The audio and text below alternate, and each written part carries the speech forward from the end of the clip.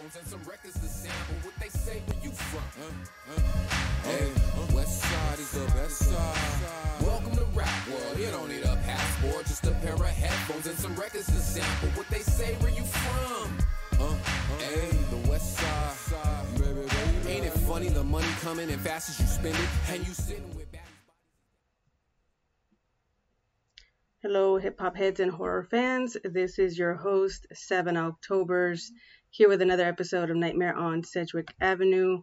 It's season 3, episode 5.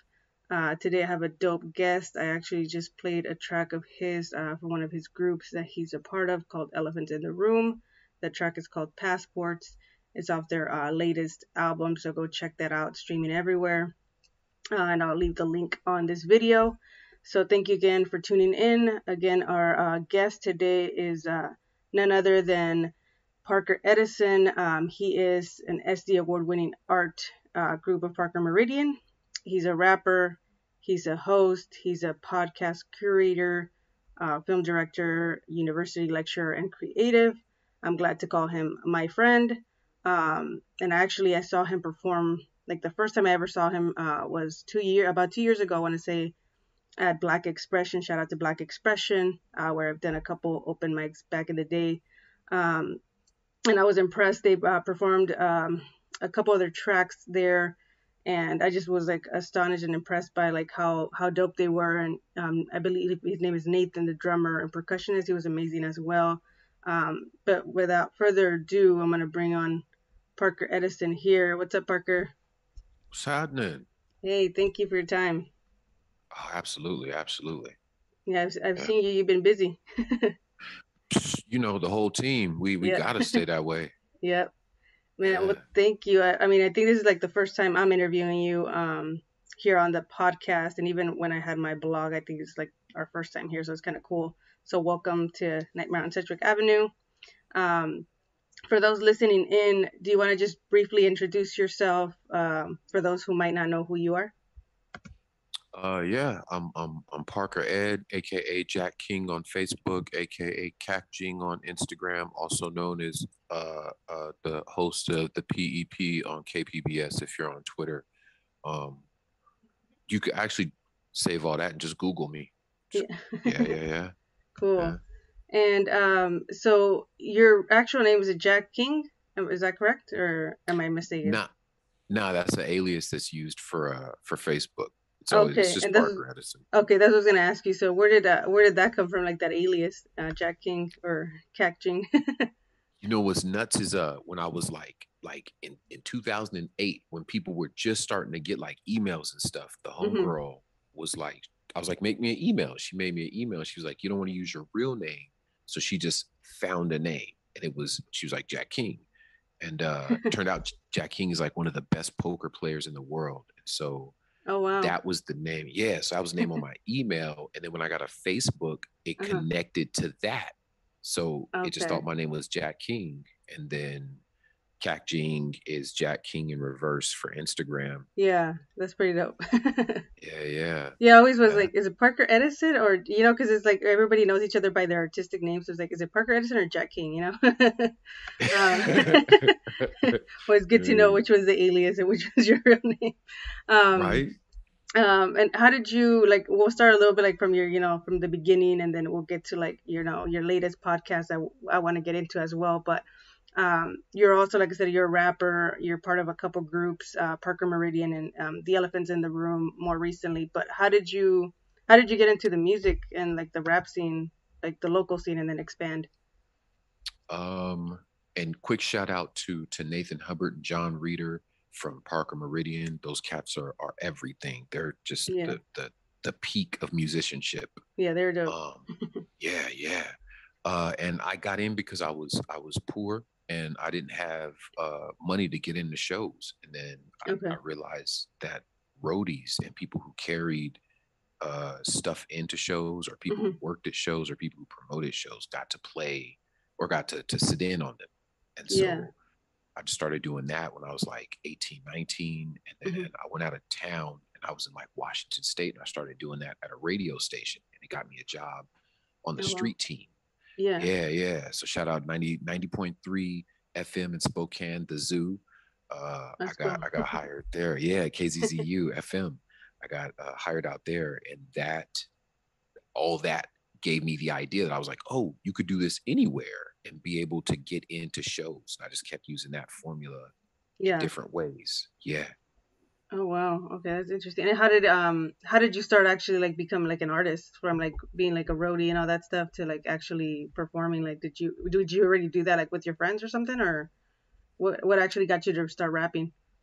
I was rapping in like the 8th grade. I was at Bell Junior High, and I was rapping in the 8th grade. And I used to steal this verse from Parrish Smith of EPMD. I used to do his verse from Rampage, and I would battle 9th graders in the 8th grade. Yeah. So I'd be winning. So I had this reputation for winning. And then I just started writing. Me and my homeboy, the homeboy Alan Trice, we would just be writing. And it Yeah. eventually, when I hit high school, at around once you got into high school, that's around the time people could afford equipment. And so it began to be about that. So when it was about pens and papers and just writing and rapping in junior high, that's what we did. And then when I got into high school, they was like, yeah, start rapping. So we started rapping. Yeah. Okay. And how did you land in like the whole like hip hop scene in San Diego? How did that happen? I was at Southwestern College, and like I said, I was at Bell Junior High. I was always in San Diego. So I was before people were rapping, they were house dancing. So a lot of the rappers before were house dancers. So I was doing that. So I was in a crew called Play School Society, and I was doing that. And those rappers, the dancers got in with the rappers, and everyone kind of made that transition together. You know what I mean? And so that's how I kind of got in on that side. And so I was always, all that's to say, I was always in the mix with people and finding out about functions here in San Diego. So once I started rapping, that's where I would start rapping. Is it like the Improv or the Loft or the Red Hot Monkey Love Cafe, or all these are like venues that had rap, but they started off as dance venues. So I just followed the wave.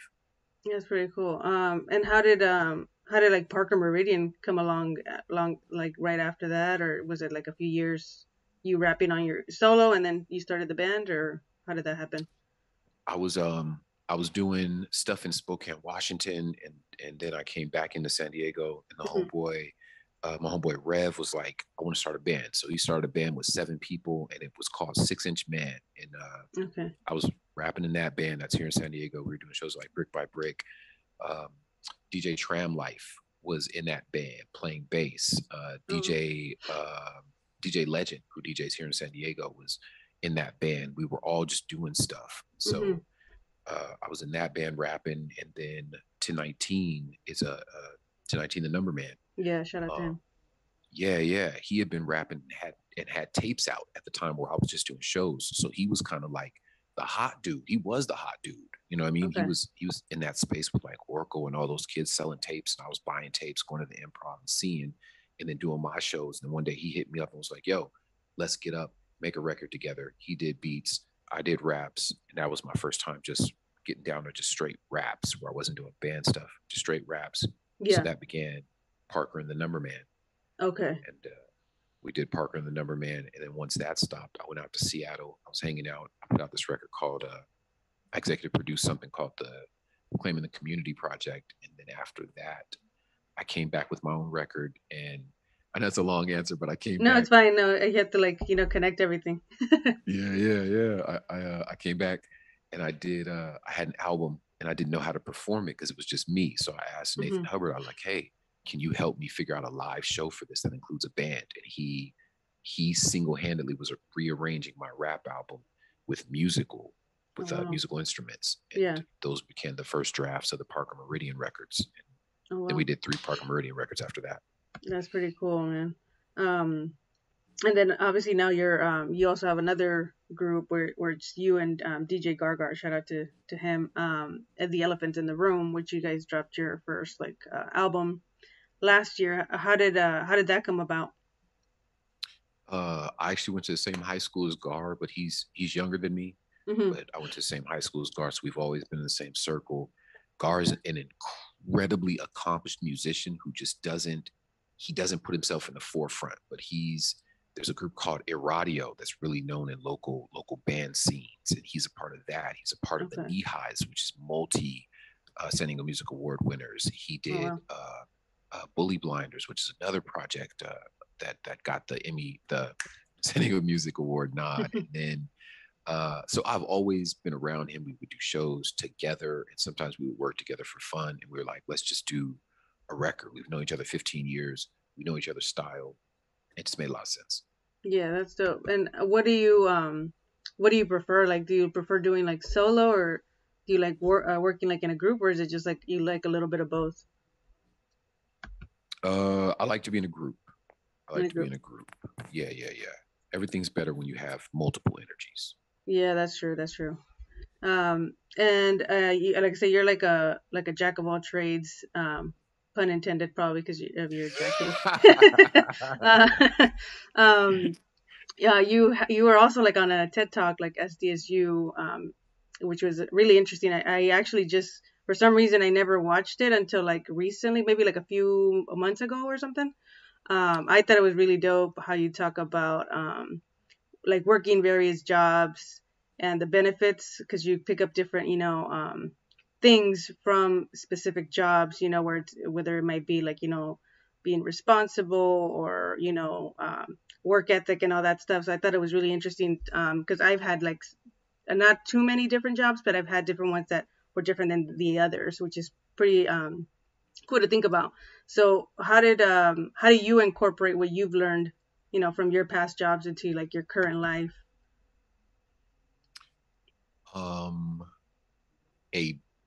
A really big thing is just always understanding like that this is not the end of it. It's not the end of the world.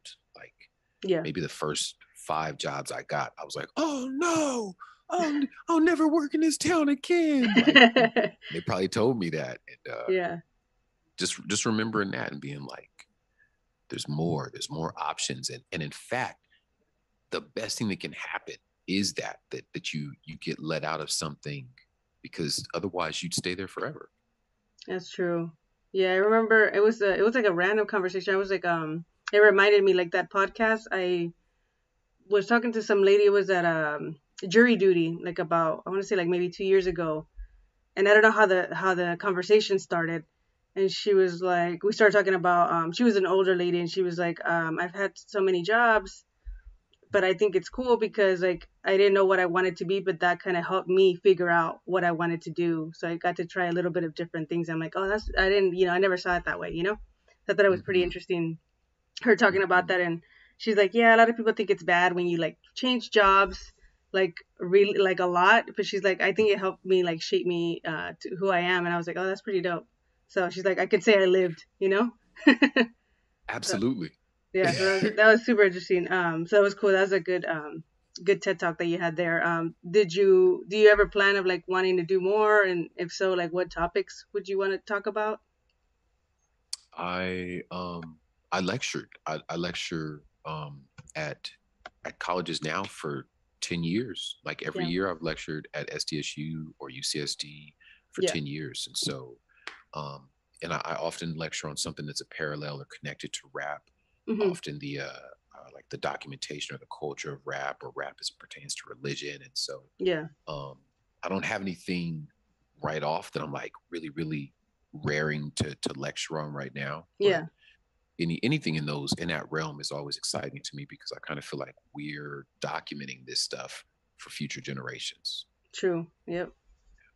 And like I said, your latest record that you had was Elephant in the Room. And then Parker Meridian, they're like really like opposite, a little bit of opposites, I guess, of what you normally do with Parker Meridian. I want to touch on that project because I know I didn't get to interview you when you dropped that, but what did you think that project like differed from your last body of work? What's the difference, and what do you want people to like take away from that record? I'm so glad you asked me that question, because I never get to say that, because we have been doing as many interviews because pandemic. I wrote both of those records at the same time, and that's how how recording is. Of course, you got new project coming out. Shout out Year of the Underdog. Thank you. So I wrote both of those projects at the same time, and I wanted it to come out as a double album. I was actually talking to both groups and being like, yo, can I do this as a double album? And essentially the band was like, we started the band album before. And so if we started them, and that's not what they said, but it was like, essentially what I got was, you know, we started this separately. We want to finish it separately. But in my head, I was writing these to play back to back. And in fact, if you listen to them, they both end with a song that's like there's a finale in both of them. There's the exit strategy on one, and then get the F out of here on the other one. Yeah. Oh, okay. That's cool. So it's gonna be like parallels. Okay, that's pretty. And I have to go back and listen to it then. Yeah, it runs. I wanted it to be like a double album, because I don't think I've ever peeped a double album come out of San Diego, and I thought that'd have been. Yeah, that would have been epic. You know what I mean? And the Meridian record has all the features on it. Like it doesn't seem like it, but it's Paul Jenkins is on there from Black Heart Procession. Of course, John Reeder and Nathan Hubbard. Orko's on there. Piff PCH is on there. 219 is on there. So that's all the features. And then the Elephants album is just straight ahead, just me and Gar. So it's double album. Nice. And what's like your favorite track off that project, from the Elephants in the Room? Winter. Why? Yeah. I didn't. It's Gar. Gar wrote that, and I was like, it started off. I was like, yo, let me give this to this rapper. There's somebody that I'm a fan of, and I was like, let me give this to this rapper and have this be this song on my project. I always thought that's like the dopest stuff ever. And Gar was like, let me give it a shot before you do that. And I was real hesitant. I did not want to do that, to be honest. Yeah. But he wrote it, and I can't lie. I'm like, wow, it was colder than anything else that I could have wanted. I was like, wow, this is super, super honest, super, super real. Yeah. Yeah. And so that's the one that I'm like stunningly honest. Cool, man. And to like move a little bit away from like the music, like I mentioned when we started the podcast right now, we talked about the Parker Edison project podcast that you have with KPBS, which is huge. Congrats again on that. Very dope. It's your like latest endeavor. How long has this been in the works, and like how did it all fall into place? It's probably been like 9 months that we've been putting it together, and the paperwork and the episodes, and getting the promotion. So yeah, like 9 months, and it was very much like a record. Like I was doing C-Ray, is one of my managers, him and OG Hip Hop Eddie, and C-Ray was like, yo, I think you should do these everyone's doing these shows. I think you should kind of do this show on Instagram. It'd be like a 6 minute, 7 minute, just whatever you want to do. And my idea was kind of platform TV, PTV, where I take people around with me. Yeah. And it was all that was all C-Ray. I did not want to do that. And I did it. I did maybe 5-6 episodes. And I did the last one with LaTanya Lockett, and the homeboy Id the Poet, who's a local rapper, called me, and he was like, yo, I really like this. What do you think about bringing it over to KPBS? I was like, 6-7 minutes. And he started telling me about the Explorer Fund and how that could, be the funding for it. And so we stretched out stretched it out and did a demo. I think I did Nate Witzel in the demo. We submitted it and they dug it. And so all that's to say, it was very much like a record where somebody hears a record and they go, I like that. Come put it out over here. So that's what it is. They let us put it out, and they act as distribution and promotion, and just the coolest cats, the most supportive, just completely confident in our skills. We're very lucky, incredibly lucky. Yeah, that's really dope, man. That's crazy how, like I said, everything connects. Like I didn't know about It the Poet until I read that article the other day about him, that he works for like KPBS and stuff like that. I was like, oh, that's pretty cool. Like things align. He's a 3-time Emmy winner. Can we talk about that though? Shit, congrats and shout out to him. He's dope. Yo, and just walking around. If I had 3 Emmys, I'd wear them on a necklace. Right? Yeah. He's pretty humble. Yo, Yeah. So That's dope, yeah. man. And what do you, obviously, like I said, every episode is like, you talk about, in the intro, it's like, through the lens of the black lens and the culture, of San Diego and everything like that. But what else do you want, that you can share, obviously, because I know you have episodes that are still dropping and stuff like that. What do you want your like listeners to take away from it? Because again, I believe there was an article, I think a week ago, and you guys were like the number 2 most like downloaded, which is fucking dope, man. Congrats again. uh, so you obviously have a lot of listeners right now, which is dope, and probably of all ages. But what's your main goal, like with your listeners? What do you want to accomplish? um, we're trying to do a series. We don't want it to be just, it's good if people can enjoy it episode for episode, but we're trying to tell a whole story over a season. And so Okay. when you get all 10 episodes, I hope that conveys a picture. And in that, I'm using 100% rap to do it. The entire staff is, Busy Balboa is one of the reporters and writers, and she's That's obviously dope. an artist, and uh, Kill C. Ray is the head editor, and he's obviously an artist. Trey Sojourn Hodgins is music director, and he's an artist. And so Yeah. we want to tell this story. We want it to be relatable to the world, but very much feature what's happening here in San Diego. And we want people to see that it's coming from the academic and intellectual Yeah. minds of rap.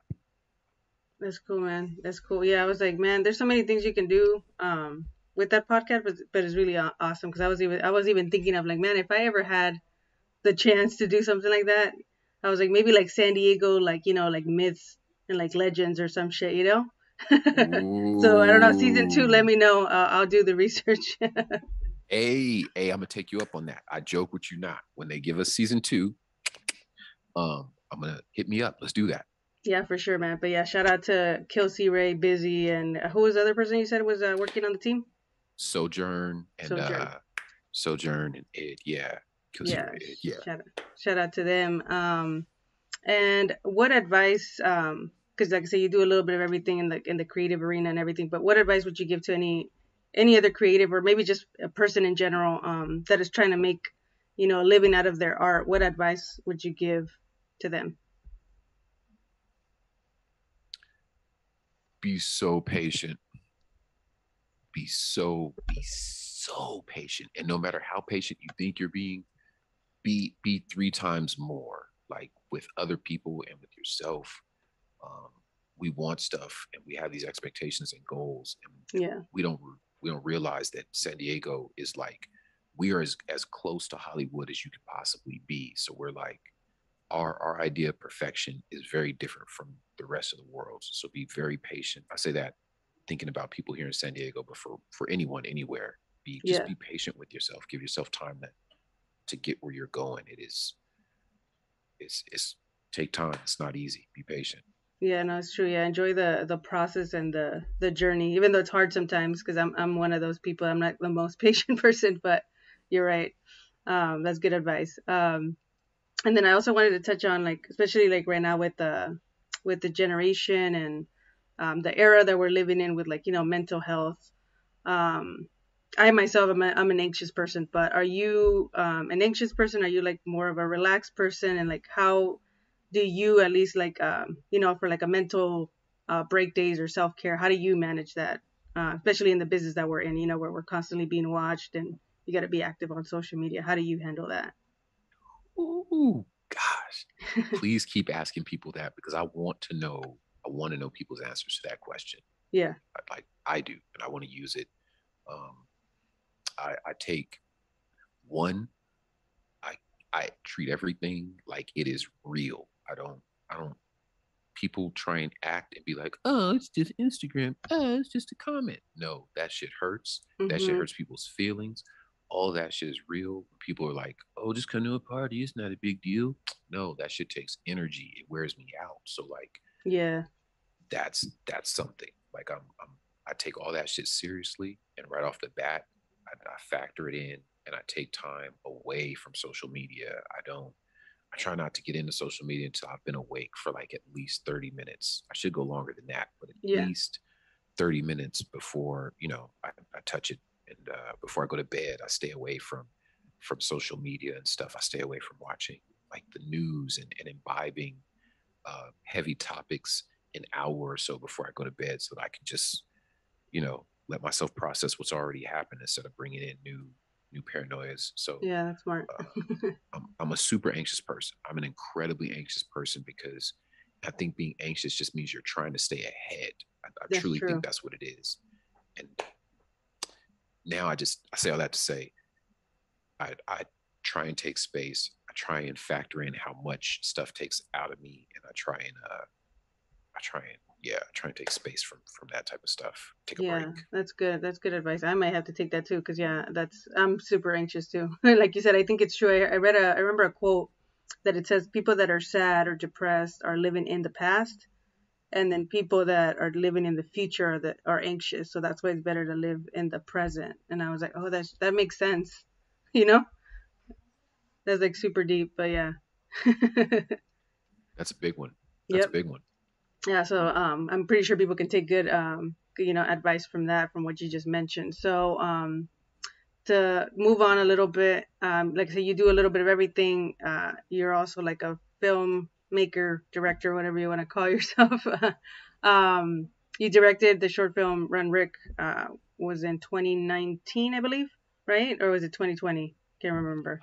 2019, I think we did it.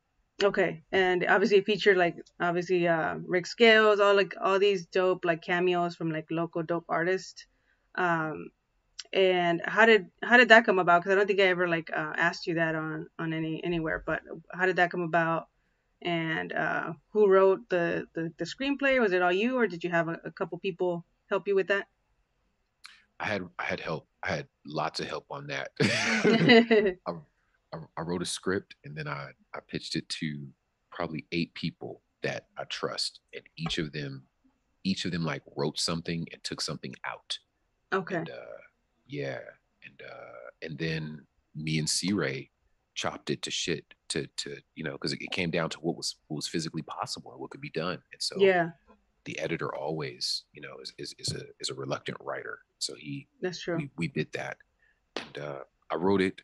And I actually wrote it as a 3-part piece. Okay. And there's still 2 more parts, and I'm hoping to get those done like next year. We might be able to. It'd be awesome if we could start the end of this year on the sequel. That would be cool. We need to bring Terry back, aka Gene Flo. Man, listen, we were talking about it the other day, and we was like, what if we did like Cape Fear, where he's just getting out of jail and he's doing the pull-ups. Oh my God! To kill Rick. Hey, dude, I'll play Julia Lewis. hey, I'm about to tell him. That should be dope. Yeah, that'd be fucking dope. Yeah. What do you love about it, like about filmmaking, and did you enjoy the process of script writing or like screenplay writing, or is it something you're still trying to learn? Because I don't have to answer to anybody right now. It's good. I'm sure if I was in a professional place, it would mess me up. But I'm pretty free, and so I enjoy it.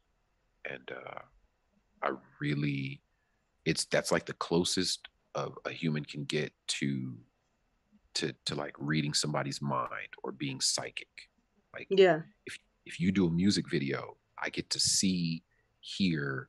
I get the context that you thought it. I get the ambiance. I get the people that you picture. I get the colors that you saw. It's like seeing somebody's thoughts. That's true. And that's the peak. Anyone who's doing other parts of art are just doing parts of movies. Yeah, that's true. That's deep. And where do you see yourself in 5 years from now? Like, do you see yourself still being like a podcast host, or filmmaking, or what's like your number one that stands out to you, or do you want to do all of it? I do want to do all of it, but I want to make movies. I definitely want to get into film. So the next 5 years, I want to be working on another short film, with this one funded and ready for distribution. That would be super exciting. I'd like to keep podcasting. That would be awesome to keep I want to do. My goal is to do 7 seasons of the PEP. I'll settle for 3, but the all-time goal would be 7, and then to be working on, like a 20-minute, 30-minute short film, and get it like on New Line Cinema, something like dope. that. You know what I mean? Like still something underground. Yeah, keep me in mind because I'm down for that shit. We're gonna do, and yeah, we're gonna talk. Yeah, for sure. And I love asking this question because a lot of people, I guess, don't really like seem to ponder about it, because everybody, like I said, is living either in the moment, in the past, or in the future. But what has been like your greatest accomplishment as like a creative so far?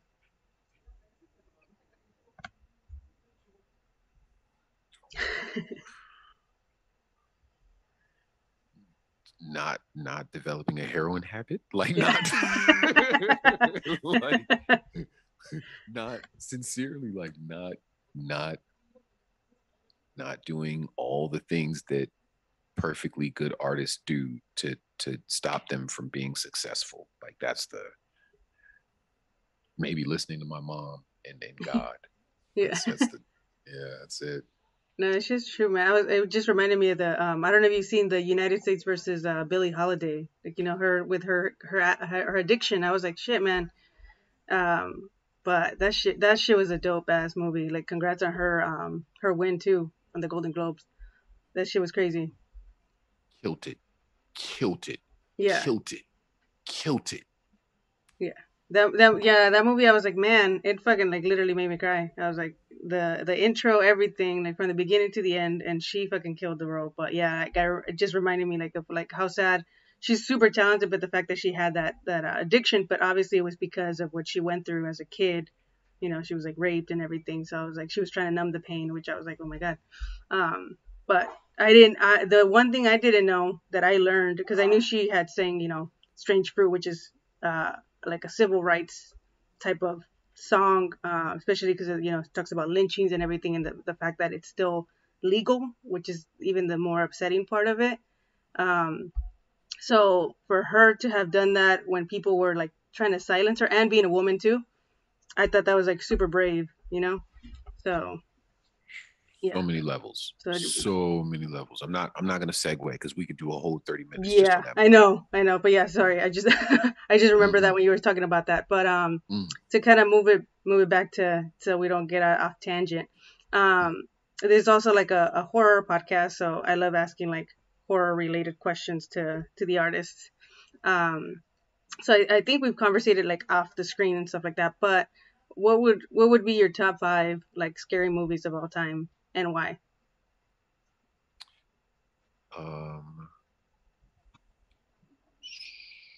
Or it doesn't necessarily have to be 5. Whatever you can think of.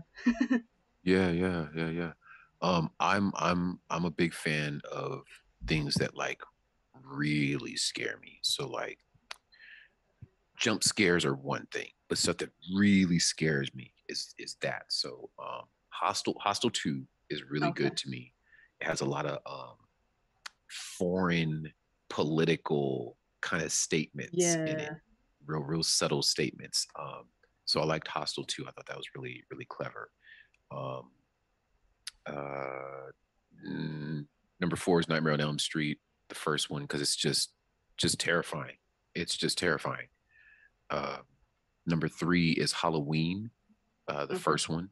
And again, because I remember I heard this article where they said they got a wooden thing, and they cut a slit in it, and then they were slamming the knife through that so that you could hear the hilt of the knife to stop on the wood, and that's the sound that they were using. Yo, stuff like just terrifying. Stuff like that is just terrifying. Yeah. Emily Rose is another one. That one is just creepy to me. It's super, super creepy and super, super plausible. Yeah, the 3 a.m. thing, even till today, like if I wake up at 3, it just fucking freaks me out because of that movie. That's how like haunting, yeah, sticks with me. And I'm trying to think for one, I'm gonna say this, and I don't watch this movie. Ooh. I'm trying to think. all right, I don't watch this movie, but I would be like, it's either The Exorcist or Mm-hmm. um almost like it has to be The Exorcist. It has to be like the scariest movie of all time. So I'm like, it's so scary I don't watch it. It's sacrilegious. Yeah. Um, there's other stuff that's out there that's more brutal. You know what? Here, that's my number one because it's freaking horrifying. And then Mm-hmm. my other one that no one ever talks about, this is my runner up, is a movie called Man Bites Dog. Have you I ever seen think that? I've heard of it, but I don't think I've seen it. Man Bites Dog is my runner up. It's Okay. horrifying in a different way. There's not even like a lot of blood, but it's just Mm-hmm. mentally there's something there. Okay, I'll have to look it up. What's like the premise of it? It is a mockumentary about a hitman, and Uh-huh. he just it just spins completely out of control. Oh wow. Okay, Yeah, yeah, yeah. I have to check it Yeah. out. Yeah, it reminded me there's a new movie that came out. The guy from Stranger Things comes out in it. It's called, oh my god, I forgot the Spree. It's called Spree. I don't know if you heard of that one. But Mm. it's kind of like it's cool because it's like today's era where everybody's like filming everything, and this guy's like an Uber driver, but it's called Spree, and he wants to get a bunch of followers because again everybody's addicted to getting followers and stuff like that. So he puts all these cameras in the car, and he starts like killing people just to get followers, but it doesn't work. But he just literally turns into a serial killer within in the movie. That shit's crazy though. You should watch it though. It's pretty dope. It was I have unique. to like I'll peep it. I can't watch a lot of horror flicks because I my mind just goes, and so I have to Yeah, only watch stuff that I'm like, do I want to sit with this for like in my spare time? Because yeah, I'll remember movie quotes for years. I'll yeah. say movie quotes. Um, yeah, so I got to be real careful, but I might check that one out. Yeah, or yeah, because it's like it pretty much it's the horrifying part. I think is more not even like the gore or anything, but it's the fact that it's like how far will you go to get followers? You know, like how far will people go? Which is it's Right, crazy, you know. But right. yeah, I recommend that one. And if you could be in any horror movie, which one would you pick, and what character would you be? If I could be in a horror movie, I would be. Let me think. Let me think. Damn, I gotta watch more of your episodes because that's a great question. Actually, this I'm is like when super I'm trying curious. different questions, so you're the first one to get this one, I think, or actually like the second or third person. That's a fantastic question. I'm super curious about the answer other people say, and um, I'm gonna be. You know what? I'm gonna be in Scary Movie 2 because I feel like that's still a horror movie. Yeah, that's still People, considered horror yeah, comedy. people die. Yeah, yeah, yeah. So I'm in that, and I'm probably going to be Marlon Wayans' character. Okay. Probably be him to be safe, just to be Okay. safe. uh, Yes, yes. Dope.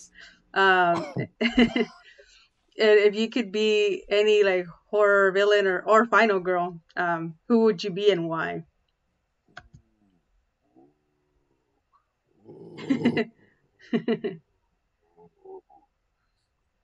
I love villains. I'm a huge fan of the villains.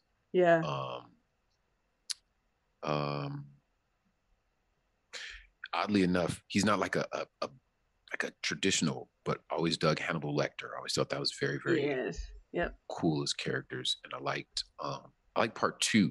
I like Hannibal and I like Red Dragon better actually Hmm. than Silence of the Lambs. And I would probably be this, and this isn't necessarily a traditional horror movie, but I would be Sigourney Weaver at the end of Alien 1 or 2. I thought that she was Nice. awesome. Yeah, Yes, she was. she's a great final. Yeah, Yeah. yeah, yeah. That's dope. Yeah. And I don't think I've ever asked you this question, but do you believe in like the supernatural, and have you ever had any like supernatural experiences that you can share? I absolutely believe in the supernatural. Um, my family has my mother grew up next to several graveyards. My grandfather was a grave digger. Oh wow. So yeah, so they have Hmm. tons of stories in my family of hauntings and that type of thing. And I'm a very much a believer, so much so that I try not to discuss it because nobody likes to be talked about when they can't get in the conversation. Yeah. Damn, that's interesting. Well, we need to have like a show or something because that'd be cool. Just talk Yeah, about all those different things.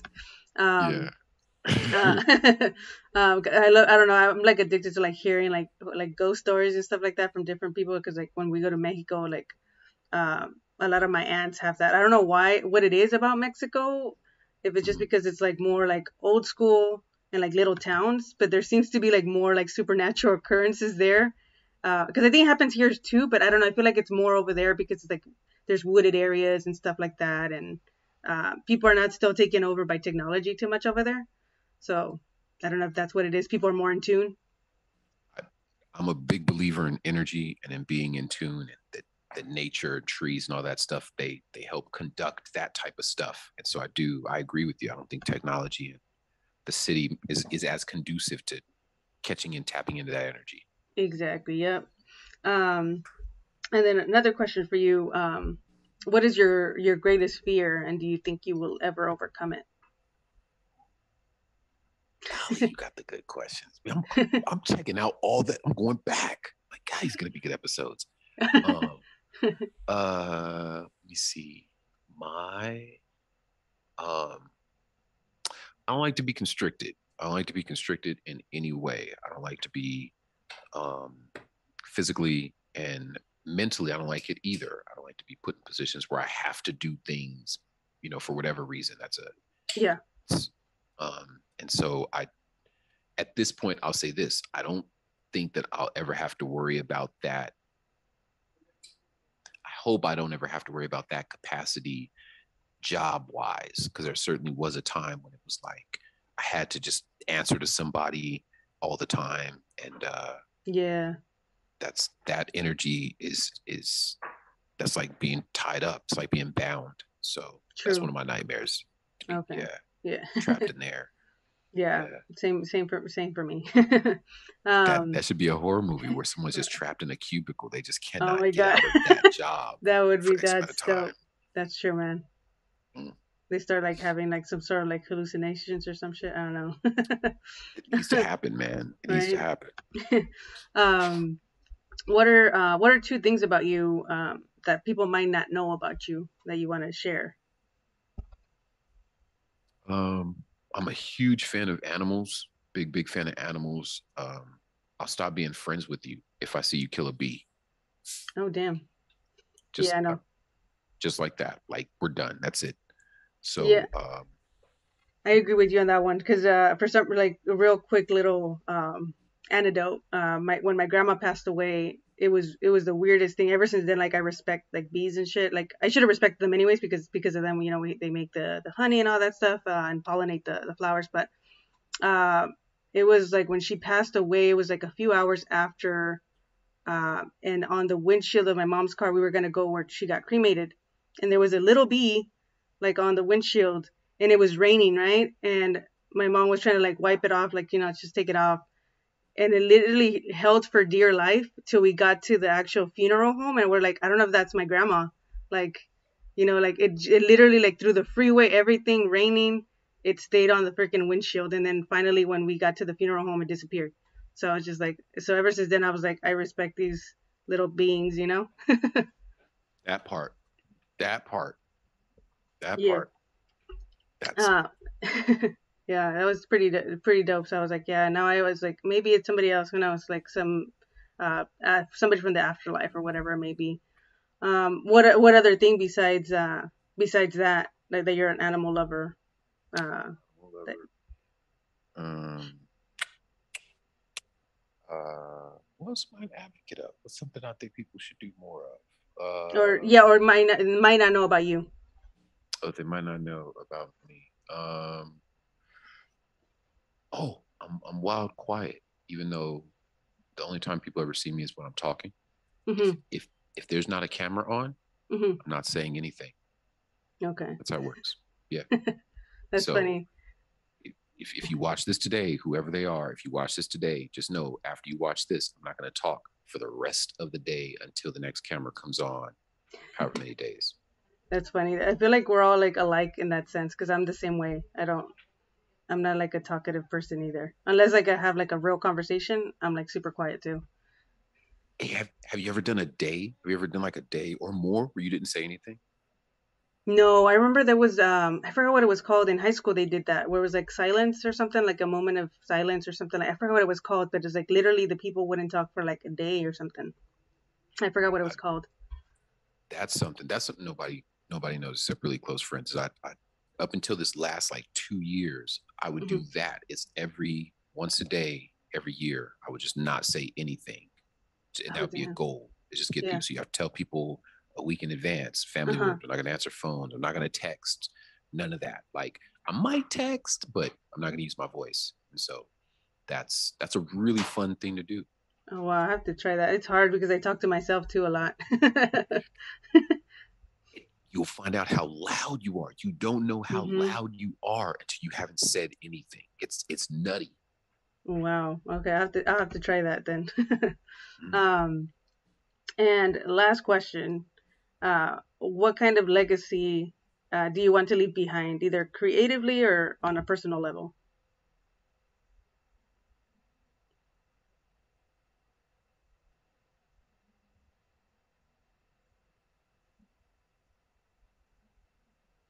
Creatively and personally, I think I'd like to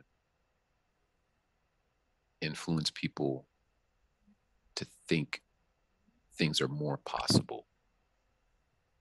Like more of the thoughts that we think are possible than impossible. Yeah, that's deep. Yeah, I agree with that. Like same thing. I want to do something similar to that, like inspire people to like follow whatever their dreams are, and like I said, to make sure that it's possible. And you're doing that right now. I mean, as far as like the example, like the podcast. Like I remember Kelsey Ray just talked about it last night on his B-side show. How he said like that was his goal, like being on NPR, and then now seeing it come into fruition, which obviously was probably your goal too. So I thought that was really dope to see that happen for you guys. Man, and he's he's the only other person besides me who hears every piece of the episode. Everyone else just hears the pieces, and he sits there and toils with that stuff, man. Like even when I'm not there, like he sits with it longer than anybody else. Like Yeah, he's the dude, man. He's the dude. yeah, I believe it. Yeah, like when he was helping me with my album, he was like hours there. I'm like, I don't know how you do it, man. I don't have the patience like to be that tedious. I couldn't do it. He's the dude, man. Yeah, man. Yeah, shout Yeah. out to Kelsey, man. Yeah, no, I believe you guys. Like, honestly, like I always tell you guys, like, you guys are an inspiration. I tell you guys that because, like, a lot of people don't tell people while they're alive, until like they're dead, and like, what's that good for anymore, right? So, obviously, again, you guys are inspiring. You're inspiring with the podcast. Makes me believe that I was like, maybe someday I'll have like a show on NPR or something. So, that's dope what you guys are doing. Obviously for the city too, not, and then the platform collection team, everybody.